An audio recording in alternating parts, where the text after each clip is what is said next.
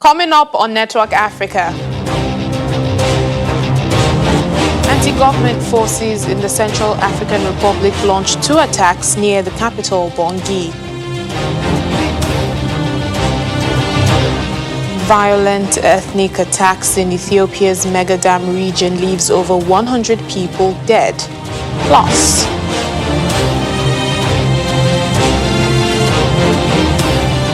Ugandan leader Yoweri Museveni defends government's decision to shut down social media ahead of Thursday's poll.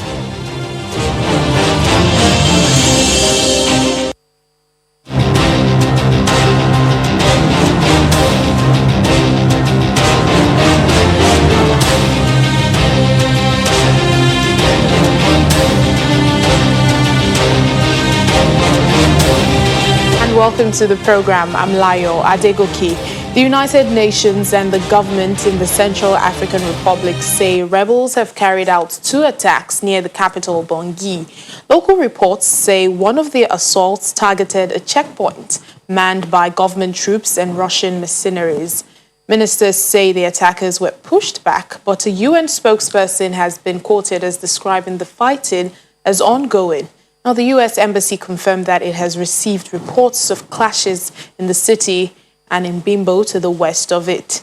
Rebel forces opposed to the re-election of Faustin Archange Touadera and supported by former President Francois Bozize have been advancing on the city. In the meantime, close to 5,000 Central African Republic refugees have fled to eastern Cameroon following clashes between the army and rebel groups in the country.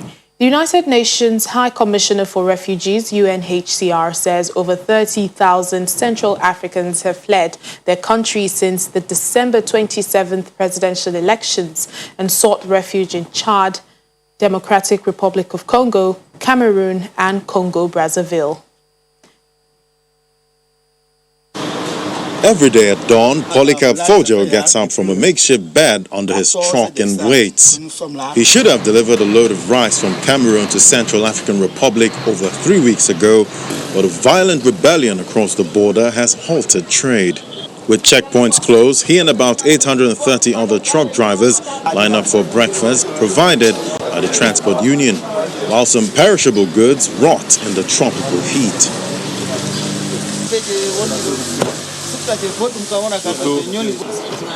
The lack of deliveries is being felt in the markets of the capital, Bangui, where food is scarce and prices have risen. Another blow to the impoverished nation, long wrecked by unrest and corruption. We have been here since the 14th of December. Nothing is moving. We were going to Bangui. We arrived here and the borders were closed because of the crisis situation happening in the Central African Republic. When we arrived, we were made to understand that after the elections, the crisis could be resolved. Central African Republic has experienced a wave of violence linked to a disputed December 27 election won by President Faustin Archange Touadera. Armed groups opposing Touadera have attacked a series of towns and threatened to storm Bangui, sucking in C.A.R's army as well as French, Russian, Rwandan and UN forces. For the moment, the Union of Truckers is helping us. Every day, they prepare rice for us, as you've seen earlier. We were talking about the meal. It's like that every morning and evening for us to survive, because even getting food here is not easy. The violence has forced over 30,000 to flee to neighboring countries. Over 4,400 have gone to Cameroon, mostly to the border town of Garabulai, where Fojo waits with his rice delivery. In Bangui's PK5 district, a commercial hub, traders and customers are worried. Trucks are scarce, storefronts are emptying out, and the price of goods is rising. For others, the disruption to their lives has become unbearable. Others plan to seek asylum in Cameroon, where they hope to rebuild a new life. Well, let's get more on this story from an African affairs analyst, Mr. Achike Chude, who joins us now on the program. Thank you so much for speaking to us. Now, Cameroon is still battling with its own Anglophone crisis, and now thousands from the Central African Republic are flocking into the country. What do you think is the impact of this, on Cameroon, not only on Cameroon, rather, but on the West African region?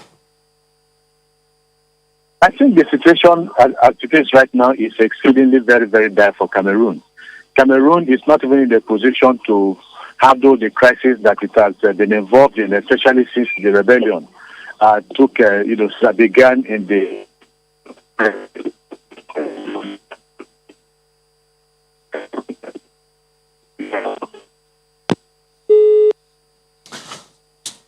Well, we do apologize for that poor audio. Moving on, over 100 people have been killed in renewed ethnic attacks in the restive Mesekel zone of Ethiopia's western Benishangul Guzum region. Reports say the attacks were carried out on Monday and Tuesday, leaving about 130 civilians dead. Last month, more than 200 people were killed in an ethnic attack in the same region, and the incident took place hours after Prime Minister Abiy Ahmed visited the region to assess the security situation. Security forces killed 42 of the attackers in a subsequent operation as the authorities placed several districts in the region under military control. Well, Ethiopia and Sudan have continued to trade accusations over a border dispute as tensions between the two East African neighbors escalate. Ethiopia's foreign ministry says Sudanese armed forces have pushed into Ethiopian territory, occupying farms and looting their properties. The ministry spokesperson, Dina Mufti, adds that the incursion has inflamed the border conflict despite ongoing talks to settle the issue peacefully. But in a separate statement, Sudan condemned what it termed as aggression by Ethiopia's militias in the Al-Kuryasha region in the east. Sudan's foreign ministry asked the international community to intervene and condemn the attacks by armed groups it says are from Ethiopia's Amhara region. Now, these two countries share a 750-kilometer border, and conflicts have been common over the decades. Well, let's go back to one of our top stories, the refugees from C.A.R. moving into Cameroon. We have joining us back on the line, Achike Chude, African Affairs Analyst. Thank you so much. It's good to have you back. I was asking about, what impacts the refugees moving into Cameroon is likely to have, not only on Cameroon, but the West African region. Yes, and I was trying to say that the impact is going to be devastating, not just on Cameroon, but on the refugees themselves. Because the reality is that the Cameroonian government is not even in a position to meet up with the minimum expectations that international obligations and conventions impose on Cameroon with that kind of situation. Cameroon is still having its own crisis, the Anglophone crisis, the Boko Haram that is operational in part of Cameroon, and the severe economic issues and political instability. So this is one more burden that the Cameroonian government and people cannot afford to undertake. And of course, the implication again is that beyond even Cameroon, some of these refugees have been moving into other parts of West Africa. So economic crisis in some of these countries too makes it very difficult for them also to meet up with their obligations to the refugees, under the relevant international statutes with regards to refugees. So I think it is a very serious and severe situation, for the government. So what it means is that perhaps funding to take care of these refugees, at least to a minimum level, we have to come from the international community. And of course, we cannot ignore the fact that donor fatigue has been setting in for most of these other countries, especially in view of the global pandemic that has affected and afflicted a lot of the countries in the international community.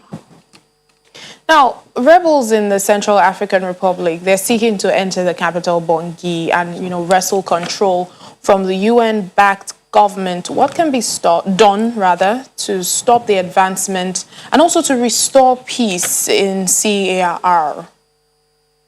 Well, I think there has to be a two-pronged attack. I mean, with regards to this, solution to this crisis. One, I do not think that the UN peacekeepers, can afford to allow the rebels overrun the capital, Bangui. They need to protect the government of the day. I think it's an obligation, but sometimes it depends on the mandate of the United Nations. There are times when they just have to move from peacekeeping to peace enforcement. At that particular point, and then if it is necessary for them to engage, because they are there to protect and to back up the official government in Central African Republic, and I believe that is a mandate that they need to do their very best to achieve, to fulfill. But beyond that is the fact that they need to set a process in motion where all the factions, all the rebel groups, and the government will put the relevant issues on the table and begin to talk. And so that process has to start. But the process of discussion, the process of engagement and negotiation and diplomacy, but meanwhile, they cannot afford to hand over the capital to them. So I think there has to be some level of engagement. And perhaps if they need maybe more troops from other African countries, then they maybe have to look at that. But again, like I have said, it is a very difficult, exceedingly difficult time for most countries in the African continent, not to talk of the international community. Everybody is struggling with serious, severe economic issues as a result of the COVID-19 pandemic. So the diplomatic route, I think, is the best because it ends up, costing less resources, in the process, So they need to engage diplomatically with the rebel groups and then, the government, and then make necessary concessions to ensure that. Thank you, Mr. Achike Chude, African Affairs Analyst. Thank you for those insights. Thank you. Well, moving to Uganda, the election is tomorrow, and President Yoweri Museveni is urging all citizens to vote, while vowing that security forces are ready to defend anyone worried about intimidation by the opposition. The election is on Thursday, and it pits the 76-year-old Museveni, one of Africa's longest-serving leaders, against opposition frontrunner Bobby Wine, a popular singer, and 9 other candidates. Campaigning ahead of the vote has been marred by brutal crackdowns on opposition rallies, which the authorities say break COVID-19 curbs on large gatherings. Rights groups, however, say the restrictions are a pretext for muzzling the opposition. Meanwhile, Uganda's President Yoweri Museveni is accusing social media giant Facebook of arrogance and bias as he confirms ordering the shutdown of social media and messaging apps ahead of Thursday's election. Mr. Museveni says he will not accept anybody playing with the country or deciding which political candidate is good or bad. He says if Facebook is to operate in Uganda, it should be used equitably by everyone. Uganda's communications regulator on Tuesday told telecoms firms to block access to social media and messaging apps. That's hours after Facebook had closed fake accounts it said were linked to the government. Facebook said the accounts were being used to manipulate public debate in the highly contested election.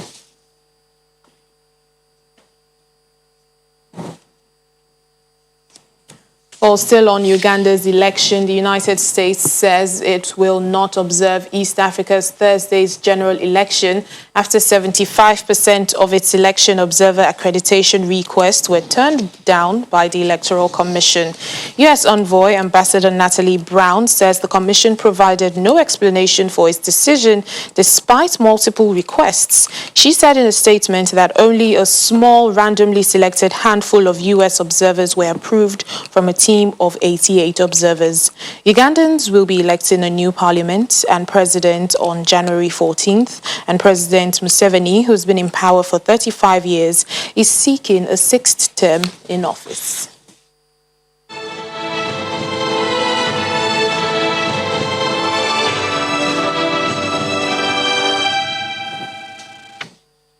The African Union has secured close to 300 million COVID-19 vaccine doses. That's according to an advisor for the Africa Centers for Disease Control, Nikaise Ndembi, who says that the current AU chairman, South Africa's President Cyril Ramaphosa, is expected to make the announcement later. The vaccine doses are being secured independently of the global COVAX effort. Earlier this week, Mr. Ramaphosa said Africa as a whole would need 1.5 billion doses to immunize the target of 60% of its population. There have been more than 3 million cases of the virus confirmed on the continent and more than 73,500 deaths. You're watching Network Africa on Channels Television. Still ahead on the program.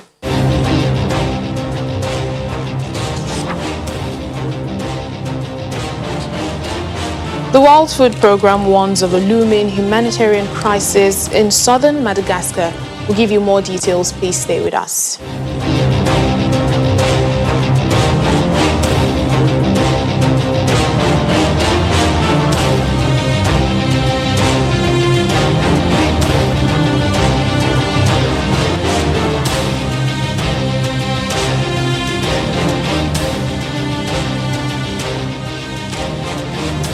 Welcome back to the program. In South Africa, the South African Liquor Brand Owners Association, SALBA, is seeking a COVID-19 tax relief. The industry wants the government to again defer tax payments by the industry through the current phase of the COVID-19 pandemic up until the ban on sales is lifted.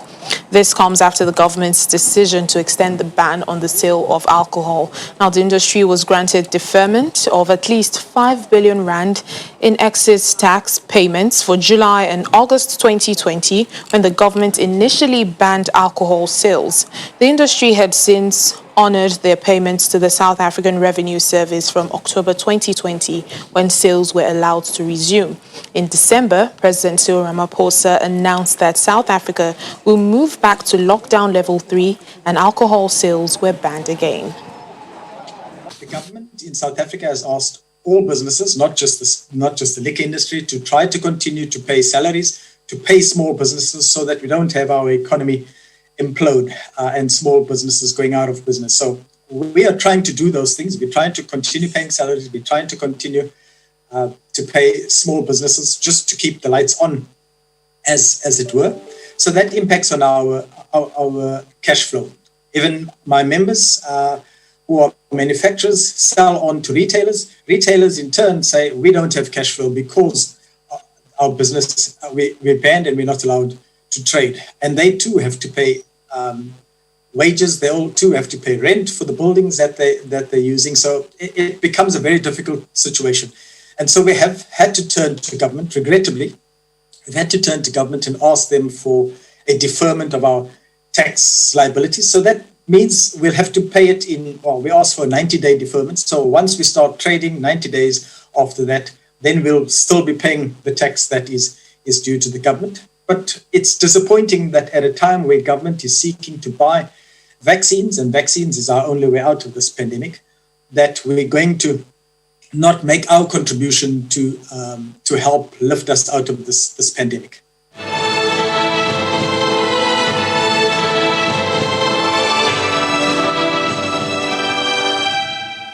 The United Nations World Food Programme is warning of a looming humanitarian crisis in southern Madagascar caused by 3 consecutive years of drought and a recession that's been triggered by the coronavirus pandemic.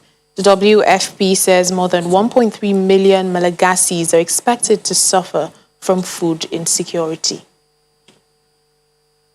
The World Food Programme is warning that the 3-year-long drought, coupled with a sharp recession triggered by the COVID-19 pandemic, will leave a third of the population in southern Madagascar struggling to put food on the table. With severe malnutrition rates continuing to spiral and many children forced to beg in order to help their families eat, urgent action is required to prevent a humanitarian crisis. The COVID-19 pandemic has added to the hardship, causing seasonal employment to dry up.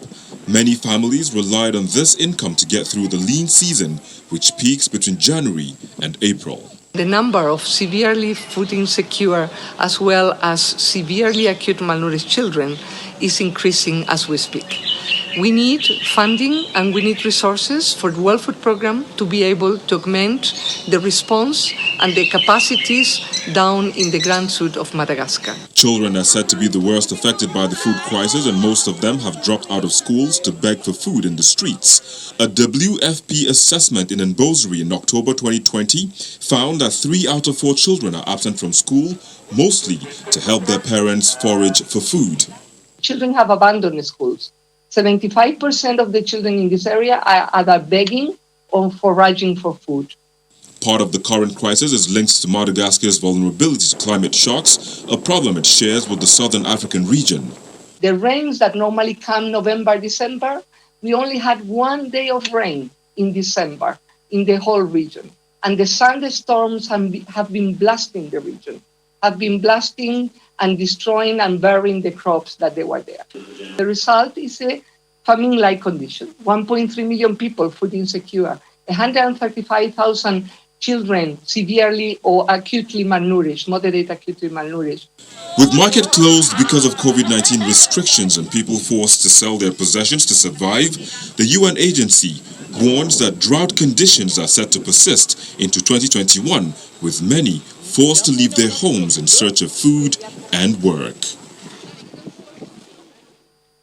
Libyan markets are witnessing the impact of a new unified exchange rate a week into its application. This is a move welcomed by some business leaders but have been rejected by citizens who worry about price hikes this could cause. Some business owners in Misrata say a new unified exchange rate in Libya is expected to support the war-torn country's markets, long destabilized by years of division between rival branches based on opposing sides of the front line. The Central Bank of Libya introduced last week a new unified exchange rate agreed upon in December. As part of the change, the internationally recognized Government of National Accord in Tripoli suspended a fee on foreign currency transactions it had introduced 2 years ago to bring the official rate closer to the black market rate. Traders say exchange rate stability, regardless of its value, is key to a better market. When the exchange rate stabilizes, traders will be more at ease. But if the situation is unstable, traders will lose a lot. When a trader buys an item of clothing at a rate of 5 dinars to $1 and later buys it again at a rate of 6 dinars to $1, there's a huge difference and a big loss. The Central Bank of Libya board agreed the new rate of 4.8 dinars to the United States dollar last month in its first full meeting for 5 years after splitting as the country divided between Western and Eastern factions. The new rate is an effective devaluation, meaning the cost of imported goods are likely to rise. The moves are part of a wider effort to resolve economic obstacles to peacemaking, encourage implementation of previously agreed reforms, and hamper opportunities for corruption. The stability of the country's economy generally depends on the security. If this decision to apply a new unified exchange rate is executed properly, there will be enough cash supplies and liquidity in the banks so that citizens can withdraw money as they like without overcrowding. However, while fighting between the GNA and Khalifa Haftar's eastern-based Libyan National Army mostly stopped in June after the collapse of his assault on Tripoli, diplomatic progress towards a political solution has slowed. A ceasefire agreed in October in Geneva has been only partly implemented, with troops still occupying frontline positions, a main coastal road still closed, and foreign mercenaries remaining in place. Meanwhile, the group of Libyans picked by the United Nations to plot a path towards democracy has set elections for the end of this year. They could not agree on a new unified government to oversee the transition period. And that's it on Network Africa for today. Thank you so much for watching. I'm Layo Adegoke.